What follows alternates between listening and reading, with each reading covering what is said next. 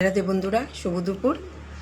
প্রকৃত ধর্মের মতো বিশ্বস্ত মানুষের আর কিছু নেই। প্রকৃত ধর্ম সর্বাবস্থায় মানুষের পরম সহায়। এই কথাটির মধ্যে এতটুকু অতিরঞ্জন নেই। আক্ষরিক অর্থেই কথাটি সত্য।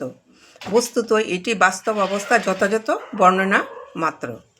আমরা জানি বা না জানি, বিশ্বাস করি বা না করি, সর্বকালেই সর্বক্ষেত্রে প্রকৃত ধর্ম আমাদের একমাত্র বন্ধু, যে বন্ধু ইহকালে বা পরকালে কখনোই আমাদের পরিত্যাগ করে না।